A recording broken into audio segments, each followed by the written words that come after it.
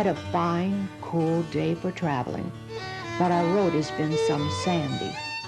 Past 4 graves this morning, folks that died yesterday, all out of one train, and others are sick. Lydia Allen Rudd, 1852. I tell you, this journey is hard. The roads were very bad. We had 2 axles broke. We were at a loss for water in some places, and grass is rather scarce. Thomas Nixon, 1850. They packed up everything they could carry, everything they needed to survive for 5 months in the wilderness, everything they needed to start a new life in a new land. They were called immigrants because they were actually leaving the United States. Oregon was still unclaimed territory. When they said farewell, it was forever more than likely. They probably would never return to the family and friends they left behind. Never can I forget the morning we bade farewell to kindred and friends. My father was in tears and tried to smile as one friend after another grasped his hand in a last farewell.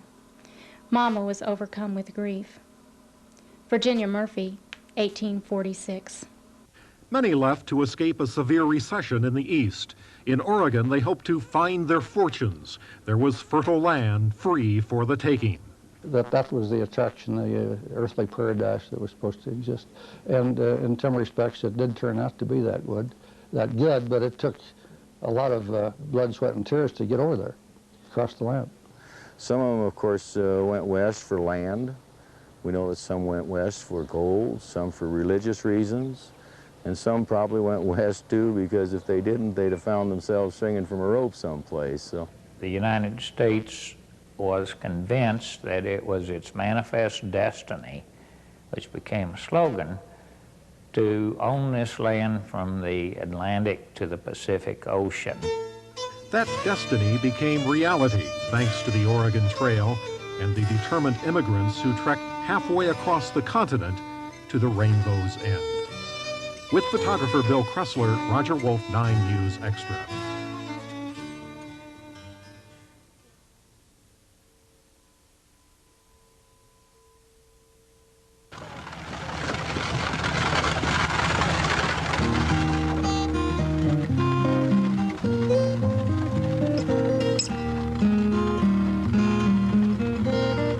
It was up before dawn, on the trail until dusk, 15 miles a day, on a good day. They walked to Oregon. The wagon was completely full, clear up to the top. They lived in tents or under the wagon. They plodded along at the pace of their oxen or mules.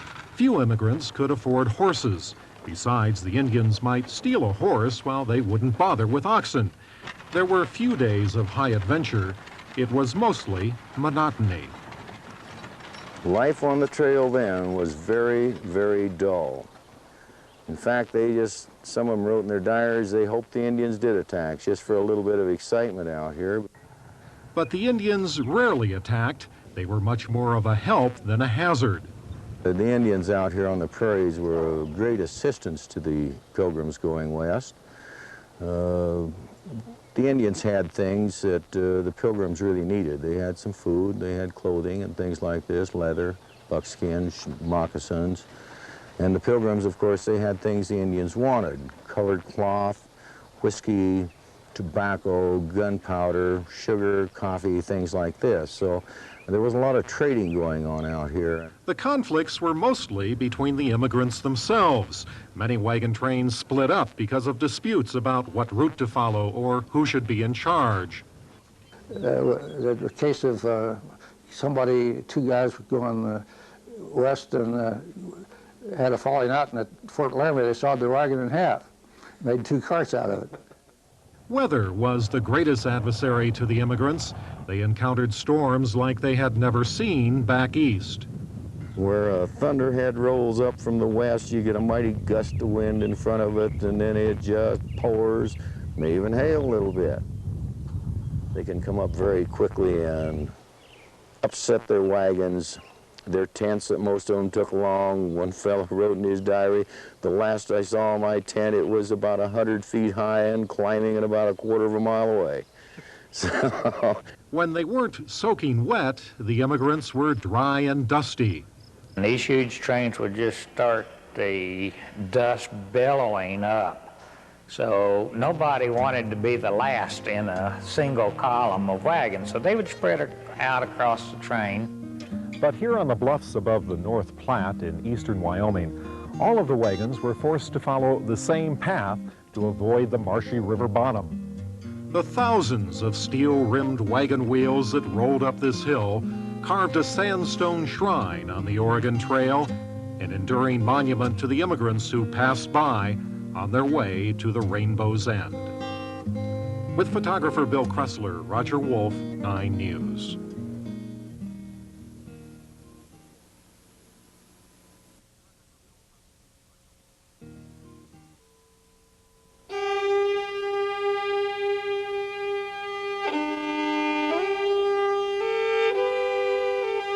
They went west to start a new life, but many found instead an early death. Mary Elizabeth Holmesley died at the age of 28, just a month after she gave birth to her 5th child out on the prairie. She caught the measles, took a chill after her wagon overturned in a river, and died the next day. we think that probably 1 out of 17 adults, 1 out of 5 children didn't make it. Tells us that based on 350,000 people who went west, perhaps there's at least 15 graves for every single mile of the trail. The worst killer was cholera.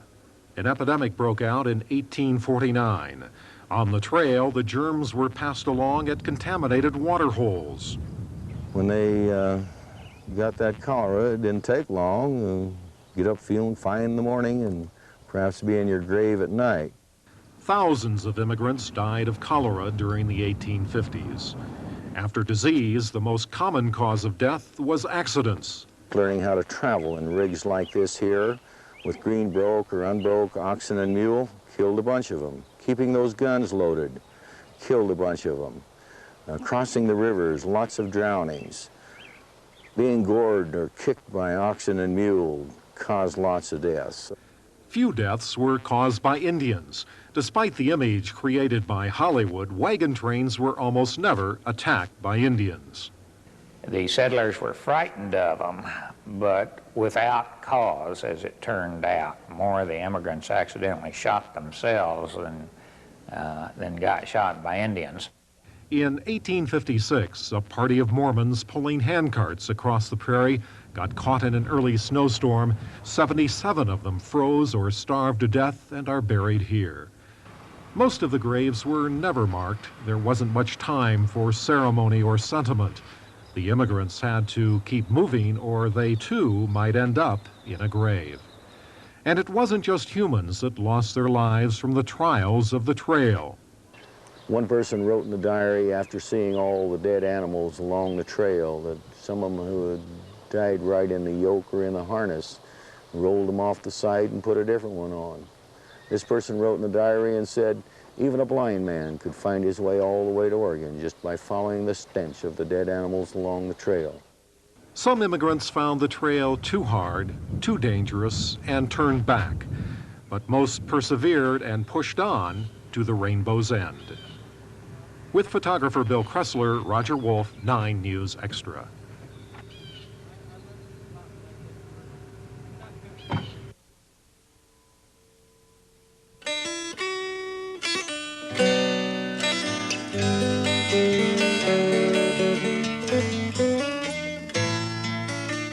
The Oregon Trail was a river road.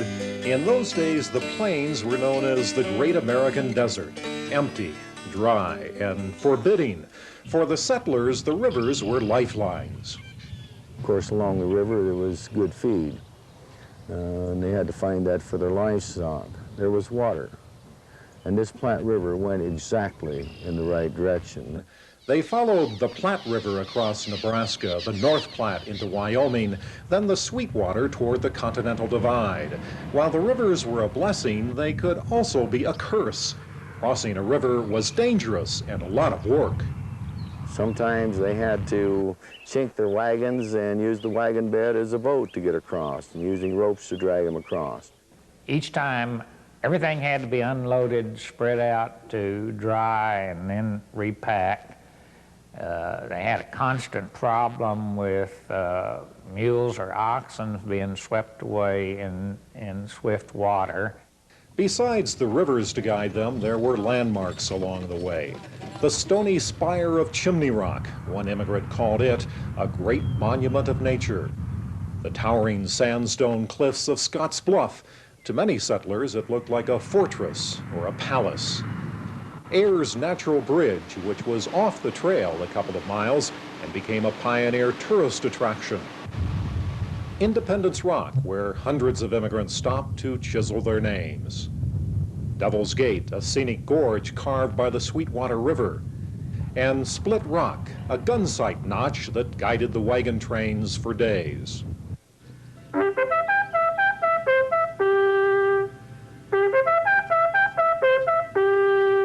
Fort Laramie was one of the few man-made landmarks along the trail. Here, the immigrants could rest a few days in the security of an army post. And at the sutler's store, they could stock up for the long trek across Wyoming. They could buy essentials like flour and sugar, and perhaps some luxuries like tea and tobacco. People would come in with oxen with their feet bleeding and starving to death. And they'd get here and they'd trade for fresh, healthy ones. Some settlers turned back at Fort Laramie, but most pressed on, driven by their dreams. This may not look like much, this windswept hill in the middle of Wyoming, but it's the most important point on the Oregon Trail. This is South Pass, and without it, there never would have been an Oregon Trail. It was here that the immigrants could cross the Continental Divide without clambering up a mountainside. It was a slow and steady climb to 7,500 feet, a climb a team of oxen hauling a heavy wagon could handle. Without the South Pass crossing of the Rocky Mountain corridor, migration by covered wagons would have been impossible. Crossing South Pass was a victory for the immigrants. From here, they could almost see the rainbow's end. With photographer Bill Kressler, Roger Wolf, 9 News Extra.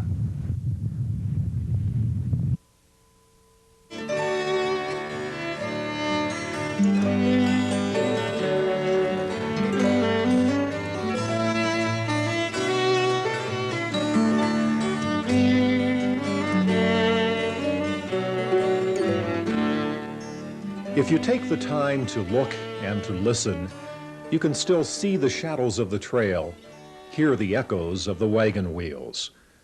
Among the weathered walls of Fort Laramie, you can feel the history of a place that witnessed the fears and frustrations, the joys and triumphs of the immigrants. At the Guernsey Bluffs, you can see stone-solid evidence of their strong will.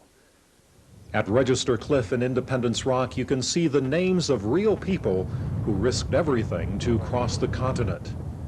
It took great effort to etch a name into this hard rock, but the immigrants were a determined lot. Those names were not efforts to brag. They're just recording their journey, and they get a charge out of using the opportunity to for their admission to posterity. At the time the pioneers passed this way, the plains were known as the Great American Desert. They never thought of settling here, but some did appreciate the stark beauty of this land. In 1849, Peter Decker, in the flowery language of the day, wrote in his diary, "The golden beams of the sun kissed the undulating plains and lighted a clear and beautiful sky. The heavy drops of dew hung like pearls in the wild oats." Some things never change, not even after 150 years. And the lessons of the pioneers are timeless too. The qualities that saw them through the hardships of the trail would serve us well today. It was probably, in my opinion, the last time the American people knew freedom. They went west to do what they wanted to do, wherever they wanted to do it. They were not necessarily a highly literate people, but they were a very independent people. They had very little use for government. They were very much self-dependent. I think the fortitude and the vision that these people had is admirable. I think today, with our much more complicated world and much greater threats with atomic warfare and the like, we need all the courage we can muster from the example that these people showed. Courage, fortitude, vision, and self-reliance, qualities that carried the immigrants through to the rainbow's end. With photographer Bill Kressler, Roger Wolf, 9 News Extra.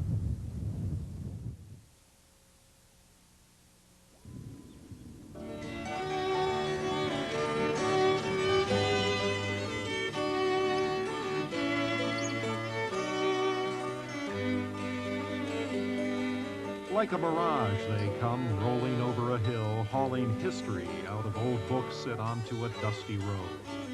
These wagons bring alive a defining moment of the American experience, turn the Great Migration into flesh and blood reality with wood and steel wagon wheels grinding against the ground.